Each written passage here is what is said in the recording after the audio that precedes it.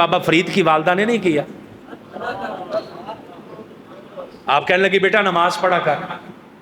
امی جی نماز پڑھے تو کیا ہوتا ہے؟ فرمانے لگے شکر ملتی ہے. آئی بات یاد کہ نہیں آئی؟ شکر ملتی ہے. آئی ہے بس میں بات کے نہیں. نماز پڑھے تو کیا ملتا ہے؟ بیٹا شکر ملتی ہے. وہ ماں نے کیا کرنا؟ پوڑی بنا کے نیچے رکھ دینی. فرید نے مصلی پہ یہ کریں، تربیت کریں.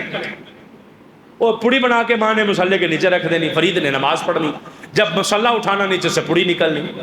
جب مصلی اٹھانا نیچے سے پوڑی نکلنی. آج ماں کہیں کام چلی گئی، پیچھے سے نماز کا ٹائم آ گیا. ماں ڈرے کہ یا اللہ اگر آج پوڑی نہ ملی، آج شکر نہ فرید کو ملی، تو وہ سارا جو میں نے محنت کی ہے نا وہ کام عجیب ہو جائے گا. میرے مالک فضل فرما دے، میرے مالک رحمت فرما دے. اگر آج فرید کو شکر کی پوڑی نہ ملی تو فرید جو ہے وہ نماز نہ چھوڑ دے. آج بابا گنج شکر فرید رحمت اللہ تعالی علیہ آج وہ نماز پڑھنے کے لیے اکیلے خود نہیں آئے. آج اکیلے خود نہیں آئے، آج کچھ دوستوں کو بھی لے آئے ہیں جن دوستوں کے ساتھ کھیل رہے تھے. وہ کہنے لگے آؤ نماز پڑھنے چلیں. وہ کہتے کیا ہوگا؟ تو فرمانے لگے جڑا بندہ نماز پڑھے نا اللہ اسے شکر دیتا ہے.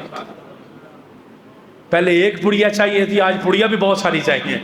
ماں بھی نہیں ہے. نماز پڑھی، نماز مکمل ہو گئی، سلام پھیرا. ماں بڑی پریشان دوڑی دوڑی گھر آ رہی ہے. جب گھر آئی تو دیکھا حضرت فرید بھی اور سارے دوست بھی بیٹھے شکر کھا رہے ہیں. بیٹا شکر ملی آج نماز پڑھ کے؟ تو حضرت فرید مسکرا کے کہنے لگے امی جی پہلے تو ایک پڑیا ملتی تھی، آج تو پورا مصلی ہی نیچے سے شکر و شکری ہوا پڑا تھا، اور سارے دوستوں کے مصلی کے نیچے سے شکر نکلی ہے. بیٹا وہ کیسے؟ ماں جی پتہ نہیں. اللہ کے حضور سجدے میں گر گئی، یا اللہ تیرا شکر ہے تو نے ماں کی لاج رکھی ہے.